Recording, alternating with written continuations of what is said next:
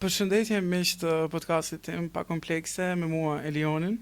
Sot kam një epizod të veçantë sepse kam një personalitet që njihet edhe si diva e muzikës shqiptare, por sot nuk do të flasim vetëm për muzikë. Sot do të flasim edhe për shumë tema të tjera që ndërlidhen me të, edhe vetë ideja për të ftuar këtë personazh sot me mua ishte kur po shifja një reel në TikTok dhe shoh atë duke fol për feminizmin. Dhe shoh vitin kur ajo po fliste për feminizmin, ishte viti 2000. Dhe kur e shoh mënyrën se si ajo artikulon, mënyrën se si e përshkruan konceptin e feminizmit dhe se si ajo e ka luftu egoizmin edhe machoizmin të jetë të trisht mashkullor atëherë në Kosovë, në realitetin kosovar që fatkeqësisht shumë raste vazhdon edhe në ditët e sotme, duket e pabesueshme se dikush mund ta konceptonte në atë vit kështu feminizmin, në skenën kosovare, po në skenën gjithë shqiptare do të thoja. Sot e kam ftuar këtë personazh që të flasim për te muzikës, për te karrierës së saj, të flasim pikërisht për identitetin që ajo ka ndërtuar, edhe për mënyrën se si e ka ndërtuar këtë identitet kaq të fuqishëm. Sot me mua e kam Adelina Ismailin, jam shumë i lumtur që e kam Adelinën sot me mua. Po më duket, Adelina, po më duket kështu që janë një takim të jetë interesant që po flasim tash në një prizëm tjetër se unë të një gjithë jetë, domethënë në vitin 2000 unë i kam pas 3 vjet, edhe nuk kam mundur të kuptoj konceptet e feminizmit atë kohë. Mirë, po tash kur e pash atë video tash, wow. Erion ndër edhe kënaqësi për mua. Shumë faleminderit. Kem podcastin tënd. Shumë faleminderit Adelina. Po them, unë të mbaj mend për kopertinat e revistave, të mbaj mend për kalendaret, të mbaj mend gjithkohës në për televizion, në një kohë ku televizioni ishte i vetmi medium i komunikimit. Edhe Adelina ishte gjithmonë revolucionare. Adelina e revolucioneve. Si të duket ky epitet, domethënë Adelina e revolucioneve, Adelina diva, domethënë ke shumë epitete që ke qenë e para në shumë çka Adelina. Në fillim kur ma thonin mu ka duke madh. Po pastaj e kam realizu që në fakt ajo që po bëja dhe po bënim me ekipet e mia, në fakt ishte një lloj revolucioni shoqëror në Kosovë dhe e bënim në kontinuitet, në vazhdimsi. Jo vetëm një dhe të ndalosh, po ne vazhdoja deri dikur nuk vazhdoja. Po fiksun kur e mendoj fillimisht performancën në festivalin e këngës, unë e di që edhe Shqipëria s'ka qenë e përgatitur atëherë për diçka të kësaj përmase. Edhe e përmenda bisedën me Adem Mikulovcin, aktorin e ndjer, aktorin e madh, edhe kur e shoh atë bisedë, unë me të vërtetë u manita sepse nuk e prisja që kishte një thellësi të mendimit deri në atë nivel, plus në atë kohë, në atë vit, edhe nga një person që vjen nga estrada asaj kohe, vjen nga skena muzikore, sepse ndonjëherë edhe vetë tekstet e këngëve disa këngëtarëve janë kaq bosh, nuk kanë as botë brenda, sot i habitesh edhe she prodhime që s'kan asnjë lloj kuptimi, edhe që harrojnë për një periudhë kaq të shkurtër. Po krijimet e Adelinës mbahen mend edhe sot, më thënë kanë ngel evergreen, siç mund t'i quajmë. Adelina, pra e përmenda që ke fol kaq herët për feminizmin, po a e ndjeve ti që ishte para kohës? Nuk dija ishte para kohës apo ishte tamam në kohë.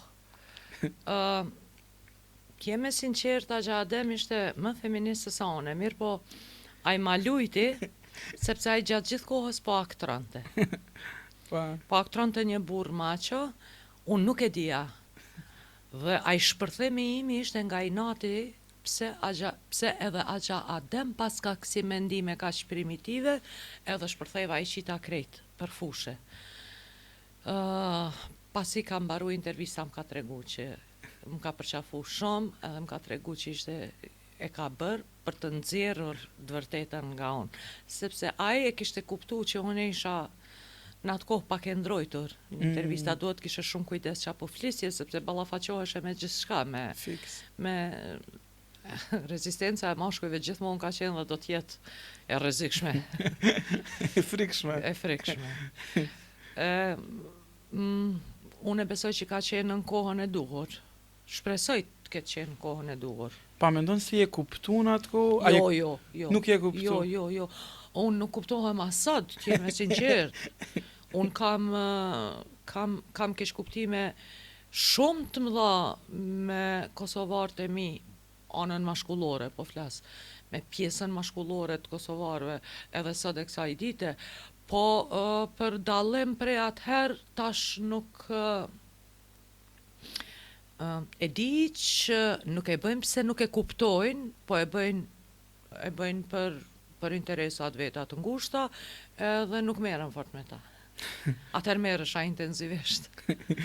Pra, sepse ndonjëherë lind kjo pyetja gjithmonë, a ka qenë keq kuptim, a ka qenë mungesë e të kuptuarit, edhe del që problemi ka qenë ndoshta edhe vetë ignoranca, njerëzit nuk e kanë kuptuar cili ka qenë mesazhi që Adelina e ka plasuar në ato momente, cili ka qenë mesazhi që Adelina e ka dhënë në atë moment, për shembull në festival të këngës në 97-ën.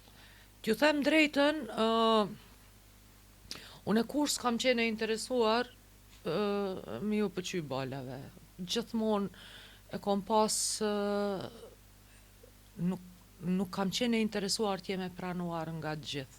Shtresa që më ka interesu, njerëzit që më kanë interesu, njerëz që i kom dasht edhe i du, ata kom depërtu, edhe kjo ka qenë e rëndësishme për mu. Unë shumë herët e kom kuptu që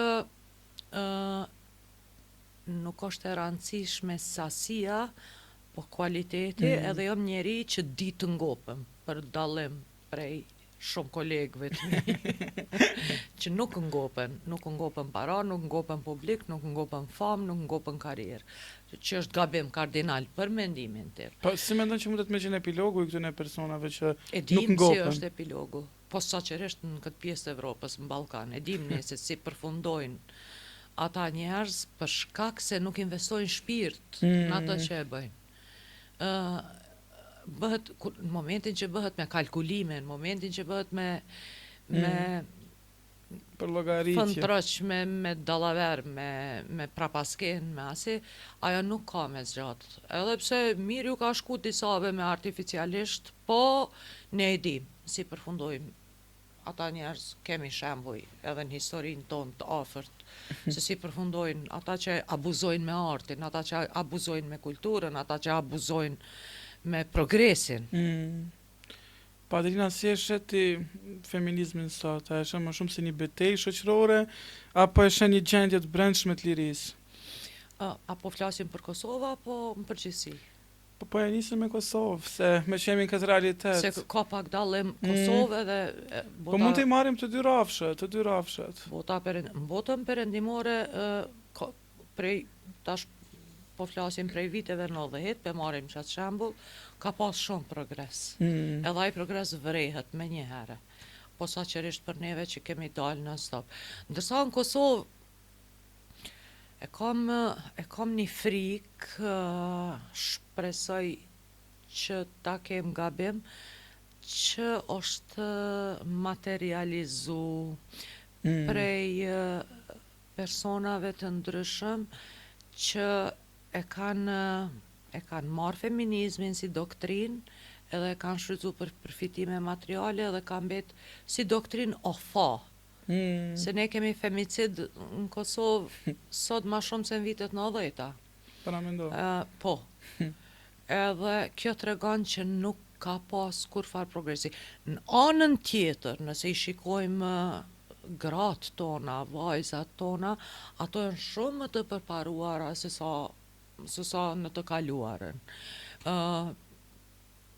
Janë më të pavarura ekonomikisht, që na tregon se na jemi shumë individualista, do me thonë si individ, edhe gratë edhe femrat arrin shumë. Kolektivisht nuk e di pse nuk funksionojmë. Nuk e di pse nuk funksionojmë. Ndoshta natyra jonë shqiptare është e tillë.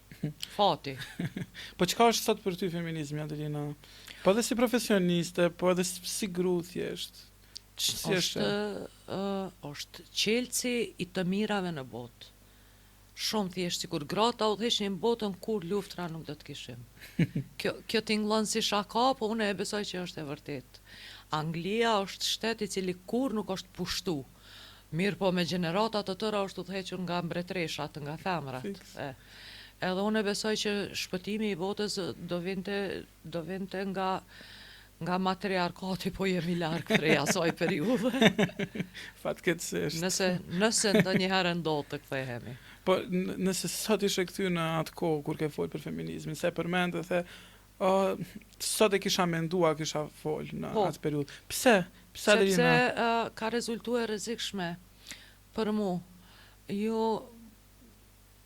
Ju nuk mund ta besoni se sa larg janë njerëzit në gjendje të shkojnë, po flas për kërcënime, po flas për mallkime, po flas për të shara, deri te sulmet fizike, kur duan ta mbrojnë një gjë në të cilën besojnë. Dhe çka është më e keqja, zakonisht thirrën në fe, gjë që mu personalisht më pengon shumë, sepse për mendimin tim ata abuzojnë me diçka shumë të madhe, siç është feja ose kjo ose ajo. Varësisht në çka thirrën. A mendon që gratë, në fakt shoqëria jonë, a mendon që ka frikë nga gratë e lira, nga gratë që e din lirinë e tyre? E kam thënë që kur s'ko me kuptu frikën e mashkujve shqiptar nga gratë. A është e mundën që na e njohin forcën më mirë se sa ne vetës që ja njohin. Edhe po m'duket që po. Po, është nuk do të duhej kishte. Absolutisht jo, sepse liria askuj keq nuk i ka bërë. Çdo qoftë gjini, qoftë popull, çka do qoftë momentin që e përjeton lirin, veç të mira sjell. Po është si është, edhe jemi ku jemi, edhe duhet. Po ndoshta e kanë frikë ato që e thonë gratë e pavarura. Edhe ato që e bëjnë. Sepse se kanë ndryshuar kohërat, Adelina, për shembull, sot një gru nuk i duhet një burr patjetër. Sot një gruaja, për shembull, një gru mundet vetëm me pas një fëmijë, pa një partner. Këtë desha ta them. Është frika, sepse një popull i cili deri dje e quante rob. Ka dhe sot vende e familjet cilat këta në robët e mi, kjo është robi jam. Do me thonë, ishte instalu ajo që qenia femnore është rob. Imagjinoni, tash brenda pak dekadave, ai rob po pavarësohet, ai rob mundet pa ty, ai rob nuk detyrohet as me ta bo bukën, as me të robnu, shkurt e shqip. Edhe aty fillon frika. Prej frikës pastaj ndodhin gjana të këqija. Se mashkujt, qysh është ajo thonja, women go sad, men go mad. Mashkujt qartën, që po thojnë këta tritë tash, kur nuk kanë kontroll mbi gjithë shkafin. Mashkujt jo krejt, mashkujt po shumica, na e dëshmojnë raste që i shohime, që i lexojmë që. Pavarësi fiks, kjo është edhe pavarësia financiare, Adelina. Absolutisht.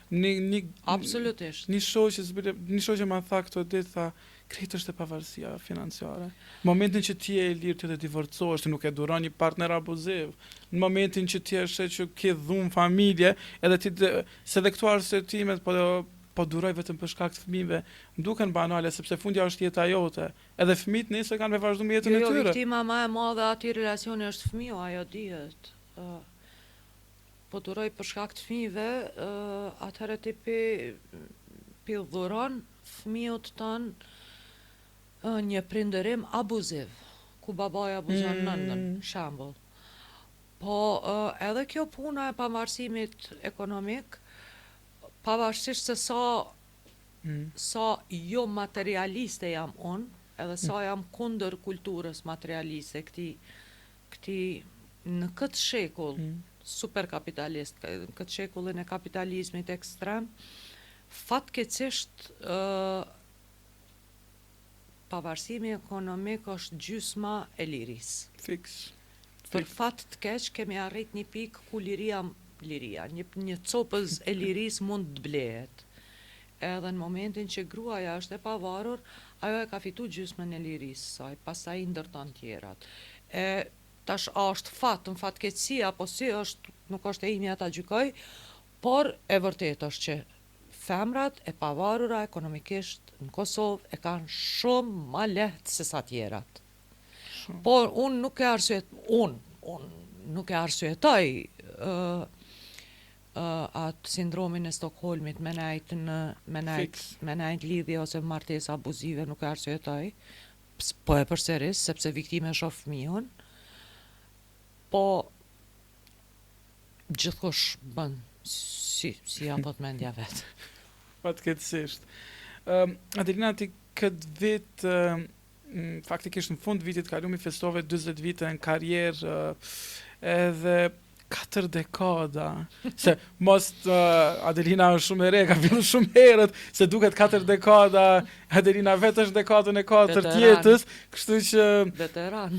E ke fillu shumë herët karrierën tënde muzikore, edhe shumë pak edhe e arrin me I festu 4 dekada dhe artist mdhenj, edhe kur e sheh gjithë këtë rrugtim tëndin Adelina sot, kur kthehesh, çfarë ndjesie të jep kjo karriera jote 4 dekada?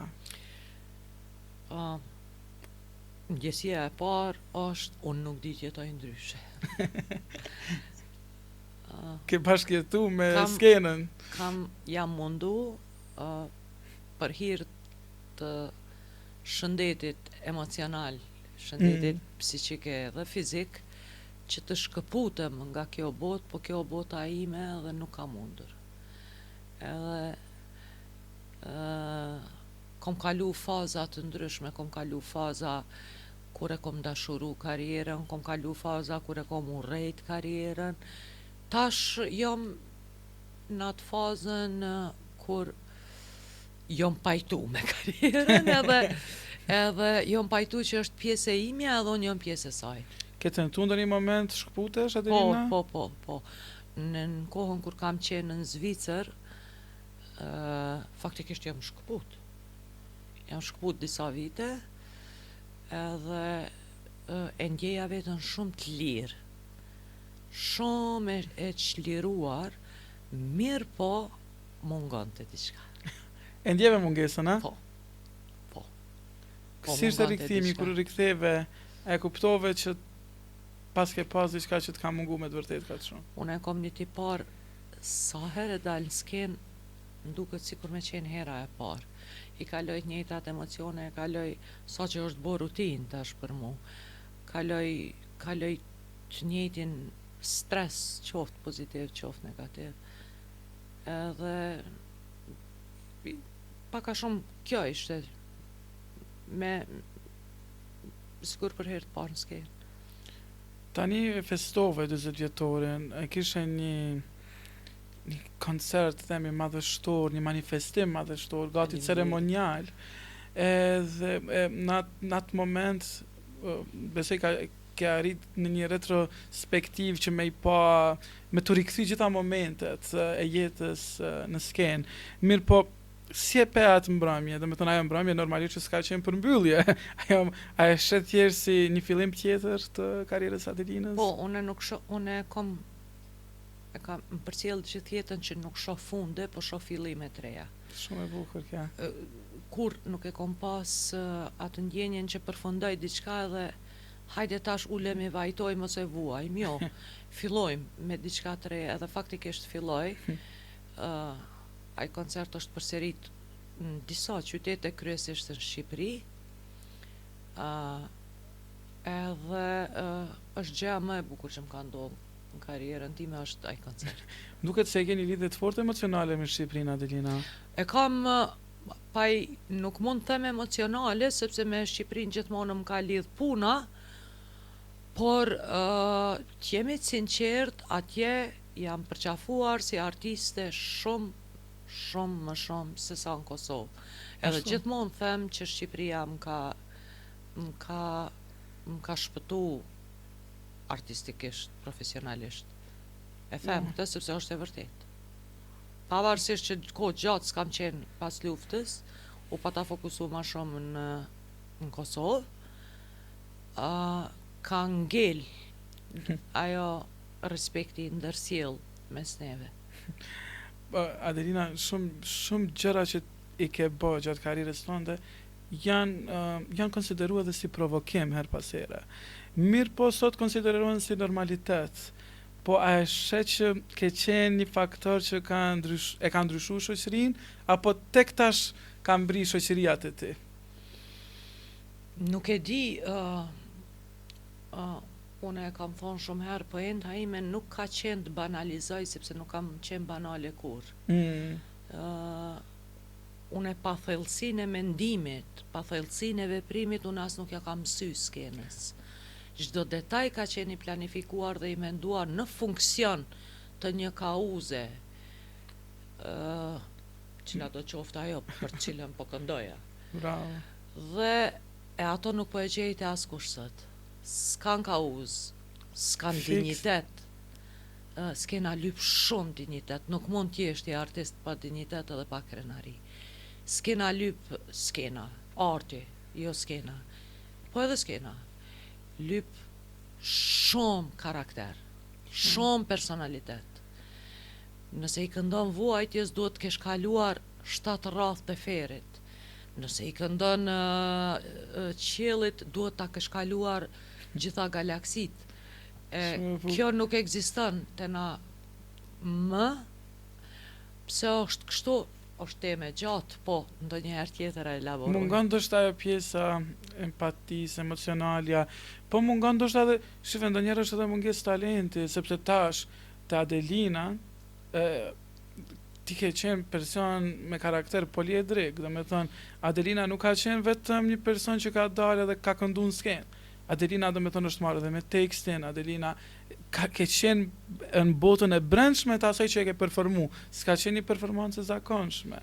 Edhe ndoshta ajo ka qenë që ty t'ka bo unike, edhe që t'ka vequ me njerë tek njerëzit, që për ndryshe prej shumë artistëve tjerë janë punojnë me 10 kompozitore, tekst shkruese, është një grup i madh që punon për ta, ndërkohë që Adelina, edhe nëse ke pas ekip të madh, prap ti ke qenë vetë kryefjala e gjithçka që është organizu në vetë performancat e tua. Unë e them gjithmonë, nëse nuk ka shpirt në atë që e bën, të lutem leje se dëmton gjenerata tjera të cilat duhet t'i referohen dikuj. Nëse bëhet për para që jemi dëshmitar që po ndodh, atëhere do të ketë një fund të palavdishëm. Adelina, e mendon shpesh ndoshta ky vend ose kjo kohë nuk kanë qenë gatshme për mua?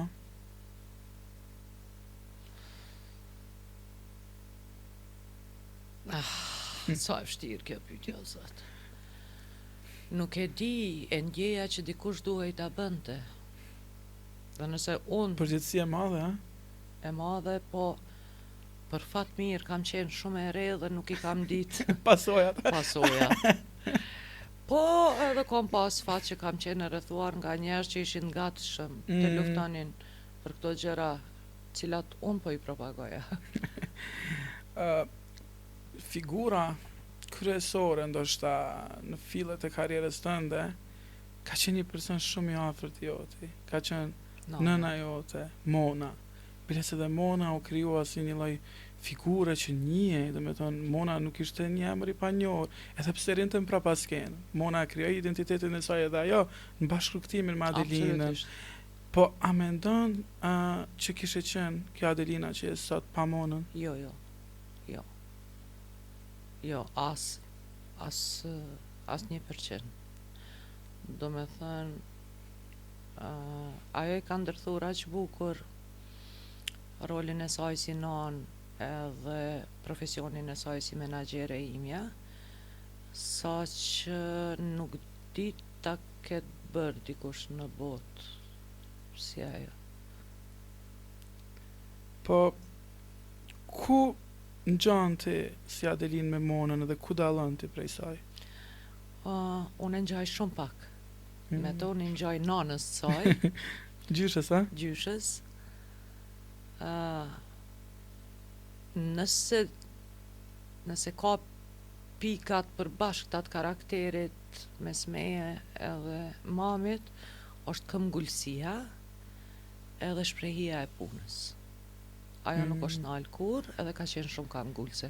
Këto dy gjëra ja kam trashëgu. Për tjerat kemi qenë diametralisht kundër. Ashtu? Po. Ajo ka qenë shumë strikte. Unë jam shpirt i lirë, i du hedoniste, i du knaqësinë, e du jetën. Ajo ka qenë pak ma ndryshe këtë aspekt. Si ka qenë Mona në përditshmëri? Për tej rolet menaxherial? Tipi ftaf, tipi afërt. A ka qenë Mona një nën që përqafon? Ka qenë jashtë normalës e afërt, gjë që nga një herë edhe na pengante, ndoshta kur fillon adoleshenca, kur tyn vetja në qef, ka qenë grua që ka flajt 4 orë në ditë, jo ma shumë, asnjëherë ma shumë. Ka qenë grua që gjithmonë pejane tipike e ka shtëpin si kristal të pastër, unë mëngjesin drekën darkën të cilat nuk ja hanim kur sepse erdhen në Kosovë në atë kohë hamburgerat, picat, këto për neve ishin ushqime të reja edhe gati si ushqime egzotike. Përderisa kjo përgatiste gjella tradicionale, përveç punës së saj si bibliotekiste që ditë e natë na rrinte me libra mbi kokë, letëzo, jeta është në libra, jetën e mëson në libra, gjithë mirat e... Pas ka qenë këshill shumë e mirë, Adelina? Po, tash e kam shprehi, nuk mund të fle pa lexu, për shkak të saj. Jo pse ma ka imponu shkolla, po shkolla nuk do mund të ma impononte sa ajo. Po ajo ka qenë me profesion bibliotekiste, edhe si duket deformim profesional, edhe ka qenë jashtëzakonisht e dashur për rrethin e saj, deri në vetë mohim. Gjatë që mu më ka pengu shumë, sepse ajo e ka sakrifiku vetën aq shumë, sa që unë për e shihja që nuk po bënte mirë. Kam qenë kundër që ajo të sakrifikohej aq shumë për të afërmit. Në këtë rast ne ishim në rendin e parë, pastaj tjerët. Pa jeti Adelina vetmohuese për familjen? Jam, po jo deri në atë mas. Jo me rreziku shëndetin personal, jo me rreziku gjumin personal, temin. Jo me rreziku vetveten. Po dashuria e Monës për Adelinën, po dhe për motrat e tua, a ka qenë më shumë mbrojtja po liri për juve? Na ka mbrojt për me na dhuru lirin. Sa e bukur. Për Zotin, unë sot e kësaj dite mendoj që mbrojtjet bëhen për me mujt që ata persona me shiju një pik liri. Po, si e përjeton sot? Si e ndjen sot humbjen e nanës, atë mungan? A e ke atë mungesën e nanës afër vetës? Unë nuk jom pajtu me ikjen e saj fizike kur, dhe vazhdoj të mos pajtohem, edhe në imagjinatën time flas çdo ditë me të, konsultohem me të, kam kalu jashtëzakonisht shumë kohë me të dhe di saktësisht ç'kam përgjigjet. Çdo turne kemi qenë bashkë, nëse një fëmijë i saj ka qenë 24 me 7 me Monën, jam unë. Gjithkohë kemi qenë bashkë edhe di saktësisht ç'kam thotë. Kështu që e kompenzoj me imagjinat. Nuk e shpreh shpesh publikisht. Për shembull e urrejt viktimizohem nga tragjeditë personale, prandaj i kam ikur gjithmonë kësaj teme, sepse më dukej kemi pa aq shumë abuzim nëpër media tona, nëpër rrjetet sociale tona me rastet e vdekjes, sa që jam distancu pikërisht për shkak këtij trendi me shku te varret, me bo melodrama, me aktru, ajo më ka shty që të distancohem pak prej kësaj teme, ose t'jem sa më e shkurtër. Sepse vdekjes i shmangën, disa njerëz i shmangën edhe diskutimit për vdekjen. Si është ti fenomenin e vdekjes, Adelina? Unë e shoh si tranzicion, kalim në diçka tjetër, ju tregova edhe më herët që çdo fund për mua është një fillim, edhe unë e shoh Si transformim, a? si transformim, po. E ke Po. pas një këngë me Phoenix, diçka, me thënë transformim, Po, kështu që po. shive se vdekja si fenomen, unë e shoh edhe në podcast, po edhe në diskutime me njerëzit mundohen me u shmang kësaj teme, sepse vdekja është një fenomen që e prek secilin person. Unë secilin besoj që i familje. shmangën për mos me i humb fansat e tyre fetar që janë. Sepse kjo tema e vdekjes prek direkt në religionin, fe, edhe i shmangën për mos, sepse secili njeri fetar e ka një bot kuptim Po. të caktuar. Edhe e shef fundin ndryshe. Edhe e shef fundin ndryshe prej tjetrit. Ata i shmangën për mos mi hup, unë atë problem nuk e kam. Po shumë mirë, po kjo prap vjen të kthehemi te liria, prap. Po. Liria me shpreh mendimin tënd. Liria për me qenë i sinqert edhe me veten, po edhe në raport me njerëzit që i ke përreth. Mirë do ishte, po unë nuk është shumë vështirë me i bin njerëzit që sinqeriteti sjell lirin. Shumë është vështirë, posaçërisht në Kosovë Sjell pasojat. ku gënjeshtra dhe aktrimit pret momentin që del për dere.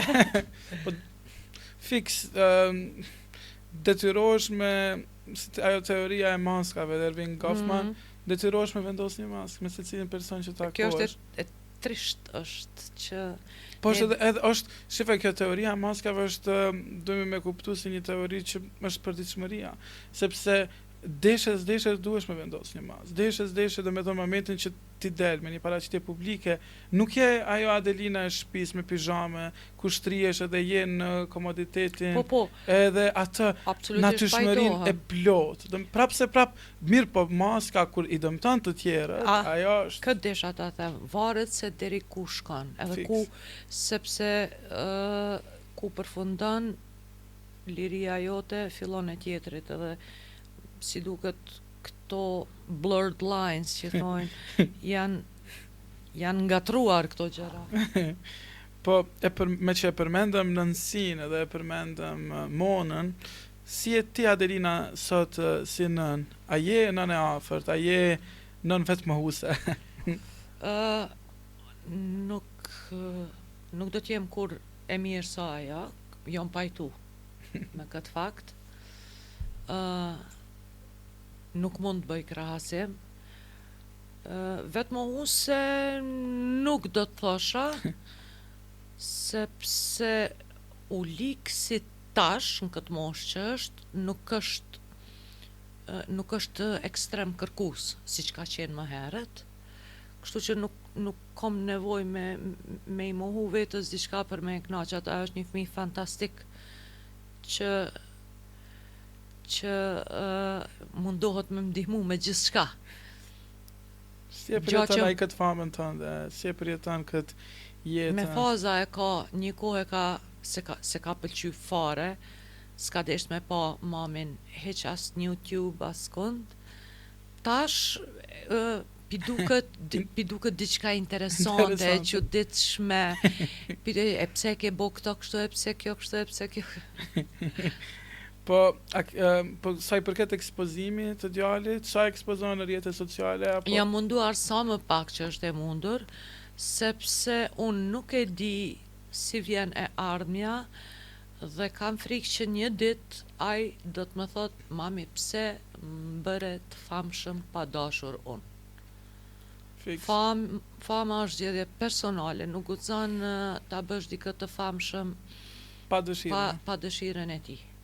Dhe ajo është shumë i vogël për me vendos. Mirë, po derisa të vendosën do të mundohen ta kursej sa më shumë që kam mundësi. Po dalim të një temë tjetër, se podcasti ka një mirë që ta ofron mundësinë e bashkëbisedimit me kalu prej një temë tjetër. Edhe thash me një karakter kaq poliedrik si ti, Adelina, është e pamundur mos me prek shumë tema, sepse është vetë natyra jote. Po së fundmi ke bërë një projekt në veriun e Kosovës. Pse ky projekt, Adelina? Cili ishte mesazhi i këtij projekti? mu ka duk absurde që ndodhi diçka shumë e bukur në veri dhe askush nuk i këndoj asaj pune. Askush nuk e festoj atë ngjarje. Pavarësisht se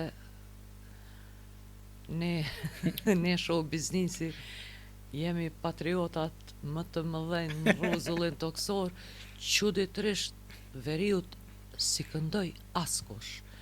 Edhe në fillim mendova që është e rastishme dhe kanë ndru trendet ose diçka, pastaj kur mu vërtetu që nuk është ashtu, thash okej, kjo pjesa patriotike gjithmonë ka qenë pjesë jo dominante, po pjesë e karrierës time, po.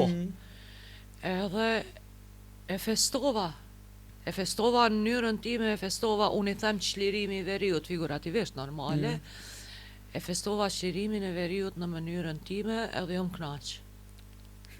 A ka qenë Adelina më shumë një vendim artistik apo ishte një lloj pozicionimi personal në këtë çështje? Dyja, atë kohën e fundit kam shumë problem mi nda njërën nga tjetra, janë mishnu. Po, është edhe pozicion personal, po edhe artistik. Po shiko, artistët gjithmonë kanë me u përcjell për qëndrimet e tyre, sepse janë persona që influencojnë, domethënë janë persona që kanë influencë dhe që influencani, edhe kur për shembull në raste të tilla kur e ke një reagim publik për një çështje të caktuar ose për një kauzë të caktuar, si është reagimin e masës, domethënë si reagojnë kryesisht masa kur Adelina për shembull e merr një vendim ose një pozicionim që mundet ndonjëherë dhe më keq kuptu. Unë nuk jam mësu me reagime të mira. Se me këto tjerat, unë kam një jetë që jam defanziv, mbrojtje. Edhe jam shumë më e stërvitur jam që të mbrohem, se sa të më përqafoj dikush. Atëherë hupi s'di qysh me reagu. E panjohura. Po bëj pak shaka, po t'ju them drejtën, ka një kohë gjatë që nuk më bën përshtypje kjo ana tjetër e medaljes, sepse e di në reagimet negative, e di pse e bëjnë, e di kush e bëjnë, e di çka përfitojnë kur e bëjnë, e di kush janë, e di aq mirë e një këtë profesion sa që po shkur të qip mu ka bo bajat. Mirë po, në jetën tënde e ke një person shumë të veçantë, që edhe unë e njoh personalisht edhe mu më ka lënë përshtypje të veçantë për botën e tij, për mënyrën si artikulon, për qëndrimin e tij, po që nuk është shumë i ekspozuar në rrjetet sociale, që as ti vetë nuk e ekspozon shumë. Ajo është bashkëshortit Vali. Po. Domethënë, çfarë përfaqëson për Adelinën Vali?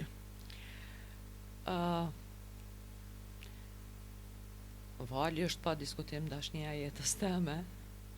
Këtë vit bëjmë 18 vite bashk, nëse mbjetojmë deri në qershor.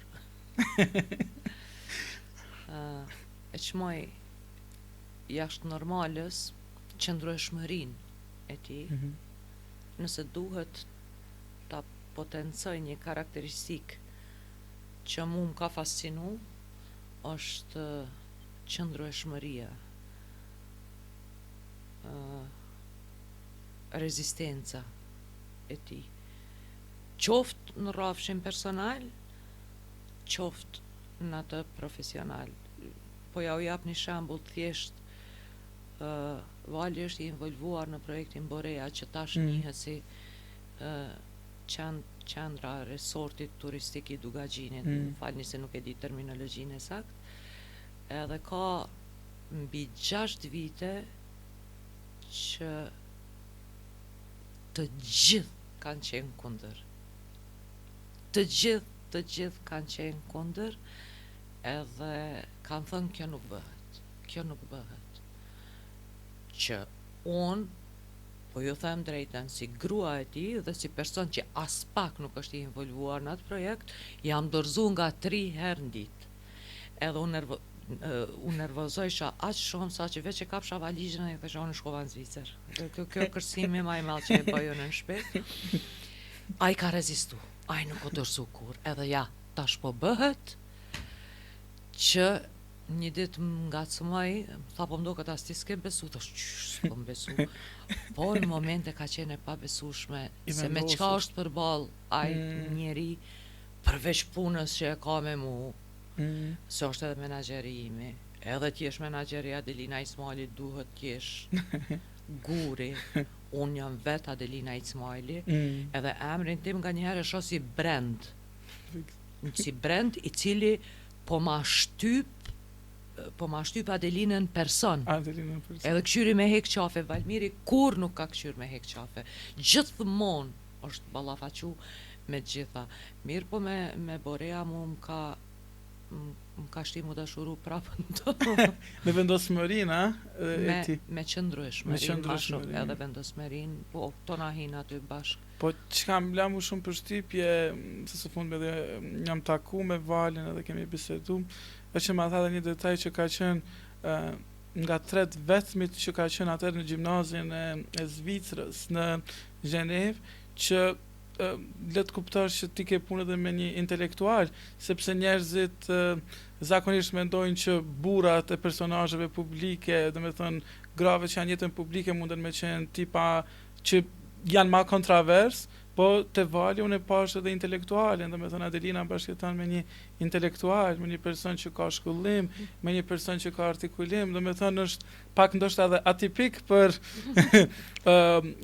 burrin e një personazhi publik që nuk vjen direkt vetëm nga showbizi, domethënë ka një bagazh.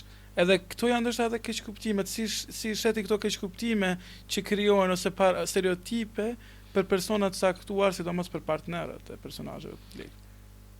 Po i krijojnë vetë personazhet publike sepse po kthehemi prapë te kapitalizmi, po kthehemi prapë te parët, te monedhat.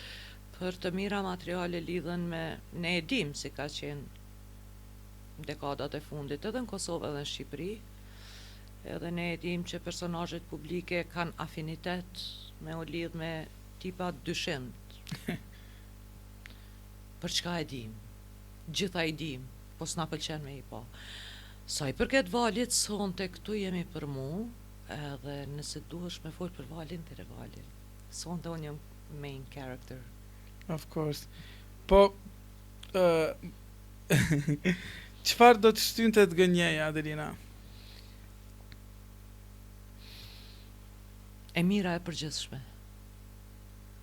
Nëse mund të shpëtoj një jetë me një gënjeshtër, po do të gënjeja.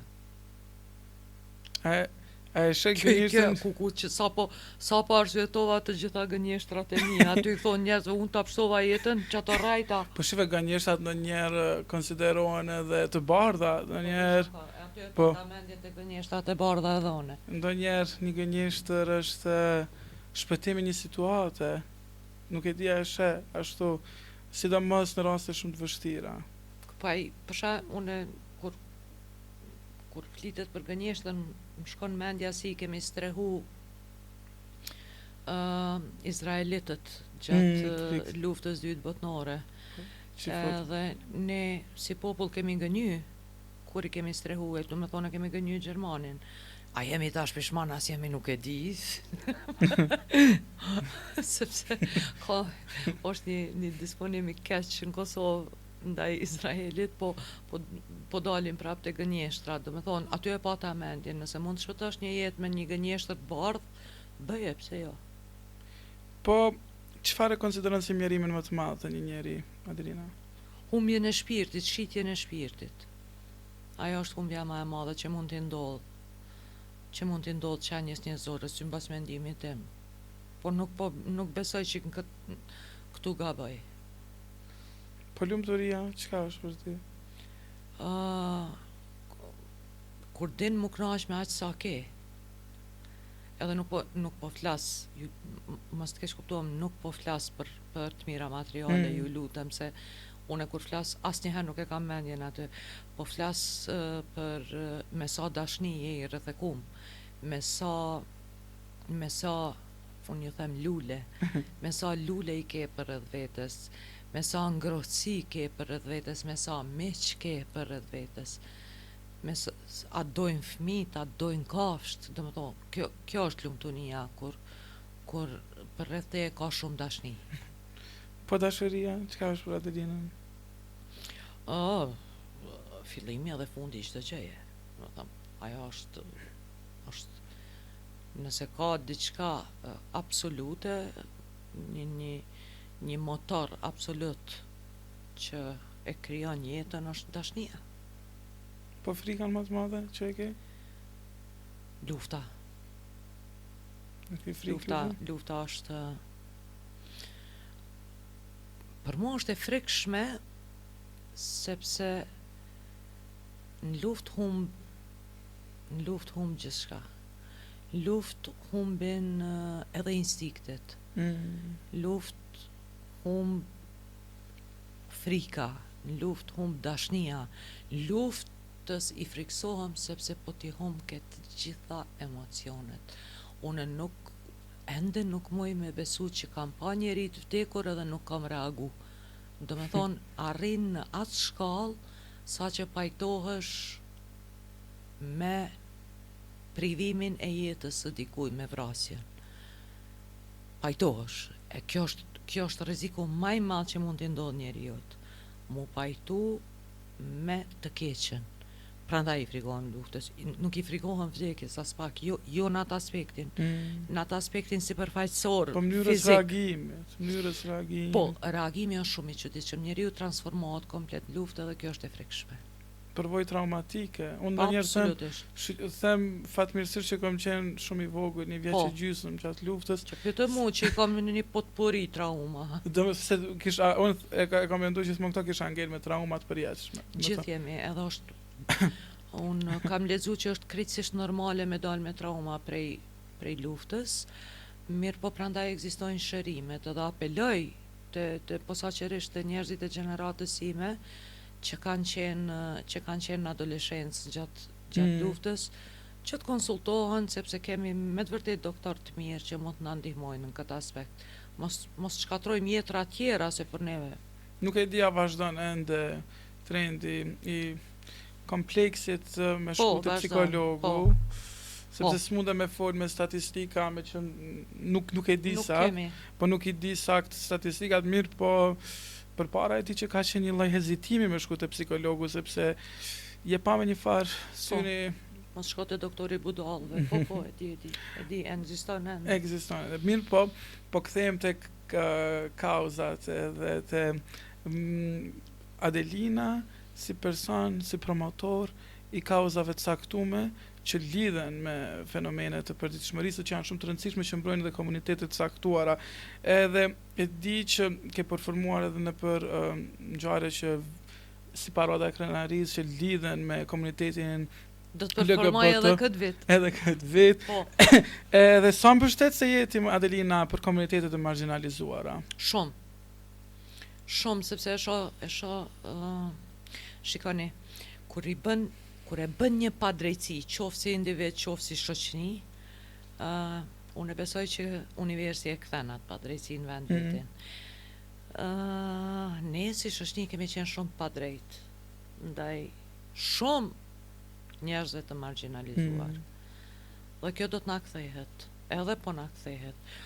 Unë kam pas një relacion prej fëmijërisë, një relacion shumë të afërt me persona gay, posaçërisht sepse kemi pas shoqëni të pastra, sinqerta, të bazuara vetëm në respekt e dashnisë ndërsjellë.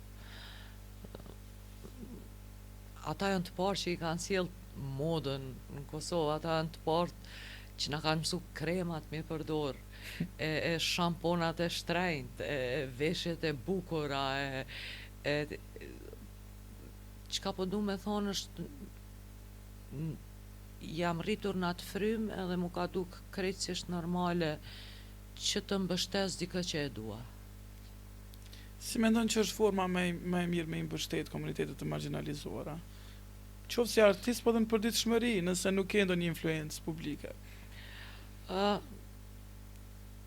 Ne e dim që rrethi jonë është, shoqënia jonë është mjaft e egër ndaj tyre, mjaft e padrejtë.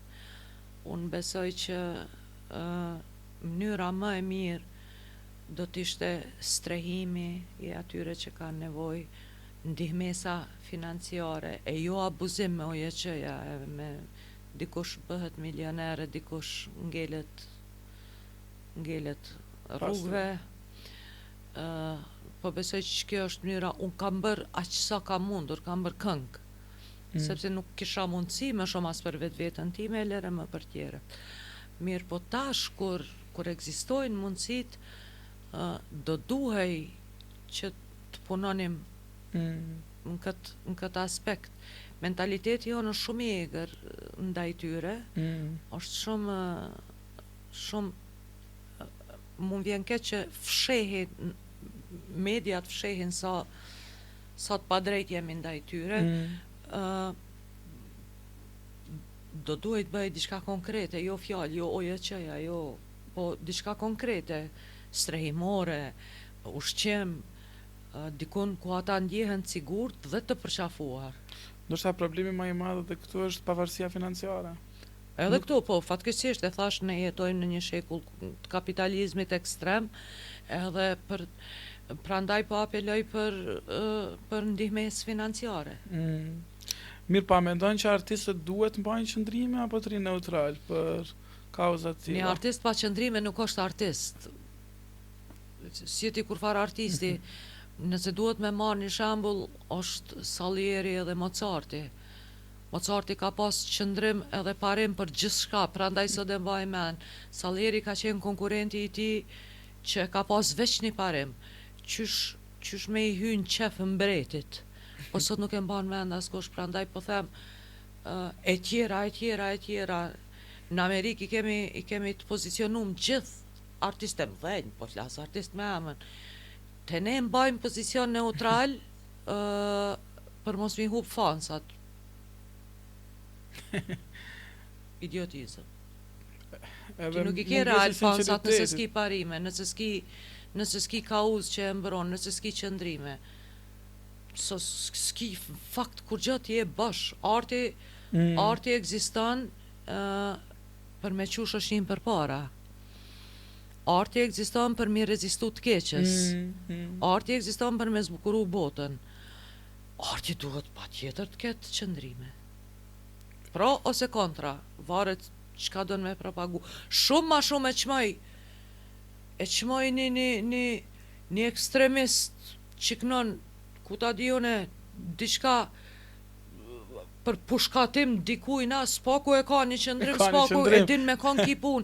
Se sa këta një malli, më mori malli, o ku je, o një 700 kang e kanë titullin në stradën kosovare, malli, një 800 kang e kanë ku je. Kurqa. Kreativiteti zero. Fat, ndro stacionin. Po, është një lloj tragjedie artistike që kanë edhe tekstuesit e njëjtë, ndoshta edhe riciklojnë, edhe problemi më i madh është që prej nuk shkruajnë vete para punës, edhe nëse shkruajnë s'kan talent as për me shkru. Kur jemi te tekstet, unë kom pik dop tekstet, sepse tekstet e mia i kom shkru shumicën vet. Edhe jom një farë që thojnë Amerikan grammar polic i gramatikës. Leti tekstet ti lexoja u statuset. Nuk dihet çfarë gjuhë janë shkruar, emrat me shkronjë të vogël, ose ku shkruhet Kosova me shkronjë të vogël, ose UÇK me shkronjë të vogël, ose do të thonë veç mjafton një status me ja u lexu edhe e kupton. Block delete për të njëjtën ik sa më larg prej atij njeriu se s'ka gjë prej tij. Kur gjë të mirë s'mundet me pas atë. Fiks. Tekstet janë nacioni gjoni. Shumë thellë me shkuterit e tekstet.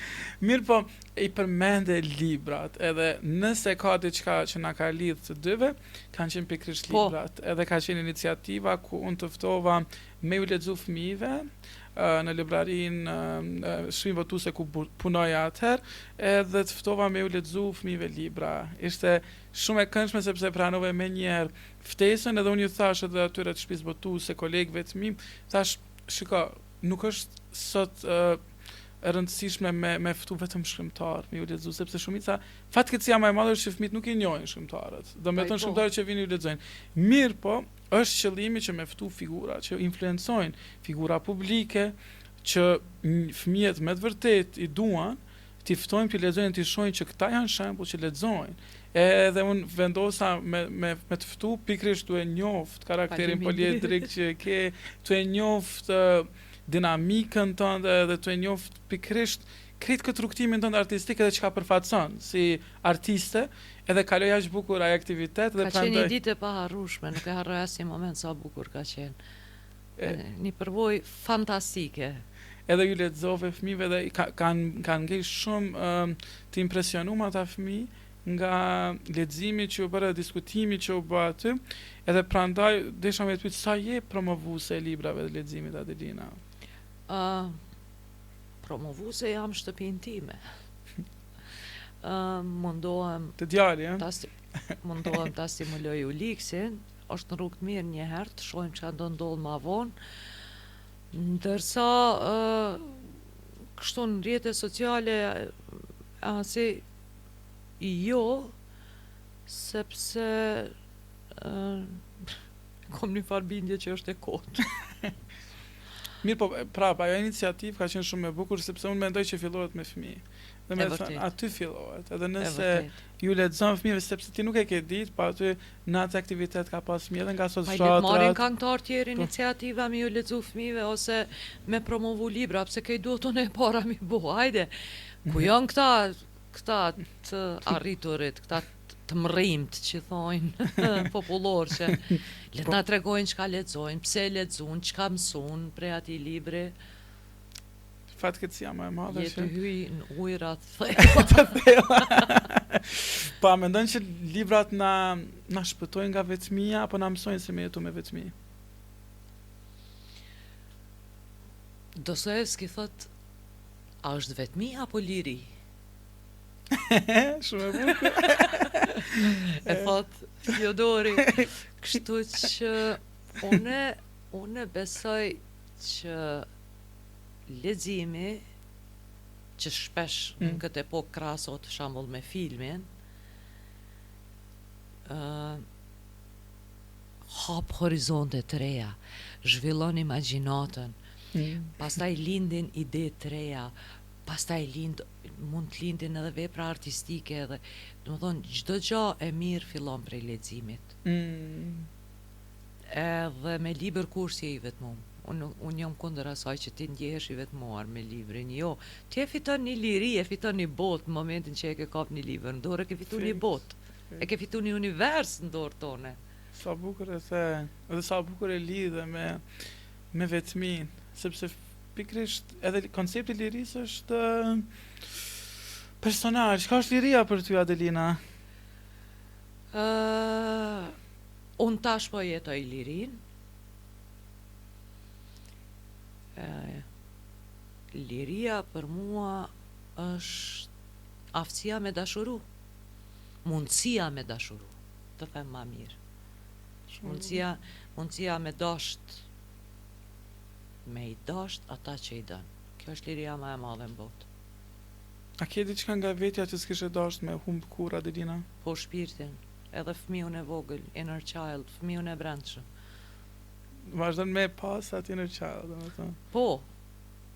Po, normalisht tash jam nan edhe nuk dominon, po shpesh e nxo veten duke qenë shoqe e Uliksit e jo nan. Po shumë mu ma ka thënë këta dhe mami më ka thënë shpirti kur nuk plaket. Shpirti nuk din me u plak. E vërtet. Edhe bile se kisha një personazh para pak kohë dhe më thot se mund thash kam trajtuar edhe tema tabu në këtë podcast, ndër të tjera e pyes si grua e veja je hapur për lidhje të reja dhe thot ti kur e para është dashuria për veten. Nëse ti ke dashuri për veten, atëherë je i hapur për çdo lloj dashurie. Absolutisht. Mirë, po njerëzit ta të kryqësojnë se thonë kjo plaka. Edhe thot sharja për moshën është sharja më absurde se këtë kemi mu plak një ditë. Shumë absurde, unë e shoh si absurde, Po, ka fillu në botë të zhduket kjo ageism, kjo puna e plagës ka fillu të shihet ashtu si që është, si gjëja më e bukur në botë. Unë e kam ëndër jetësore të bëhem si gjyshja ime. Një plak e trash, me faqet kuqe, që na ka njek me lugë gjithë ditën, që na ka tregu pralla, që ka lujt me neve në borre, që ka pas shumë maca, që ka pas shumë qenë, dhe më thonë për mu, në kokën time ideal jetësor është në pleqëri. Kur I ke bo mbesat, nipat, edhe për kundër krejt kësaj lëvizje botërore që është kundër plakjes, unë jam e kundërta, unë e adhuroj. Edhe kur I shoh do gratë të moshuara në qoftë në rrugët e Prishtinës, qoftë që janë të kuruara, edhe e bartin atë moshën e vetë me krenari, unë shkrihem. Edhe I them valit, sa kom qef me u bo edhe unë e kështu. Po s'besoj që dë bëhem ashtu, të kem... nuk dija, do të kem vullnetin që ta ndjek modën e ti Unë besoj që do ta kesh, besoj që Hajde, le të shpresojmë. Po qysh kom nis? Po e bukur është që se ke frikë plakja. Jo. Unë e konsideroj që është pjesa më e bukur e jetës. Po nëse ishe kthy sot pas te ajo Adelina e banesës një dhomshe, çka I kishe thënë sot asaj Adelinës që po e pre gjithë kur u kthim? Kaq I gjatë, 40 vite karrierë. Mos u nal kur. Në fakt jam nal, po tamam. Do I kishe Që vazhdu shtëpi gjithmonë këtë rukëthim? Po me gjithë mirat dhe të këqijat. Me gjithë arrisjet. Po, si epilog të kësaj bisede kaq bukur, Adelina, do doja me të pyet, kush është Adelina pa komplekse? Në fakt nuk di a mund të them që kam komplekse.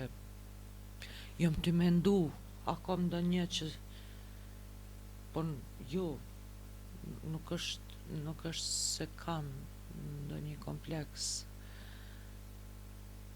Ndoshta kur jeton në rreth ku ka shumë jashtëzakonisht shumë komplekse, ku vjerrat I thojnë nuseve pse s'ma qirove bananën, atëherë një moment thu, a diçka.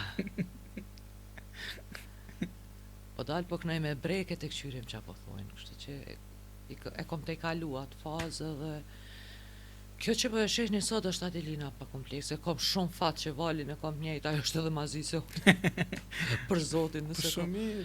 Po mirë, ai ka pas fat që o rrit në një vend ku nuk ekziston as fjala kompleks, dy vende, Francë e Zvicër. Nejse, Franca djep I kulturës botnore, mo qa kemi me thonë ma shumë.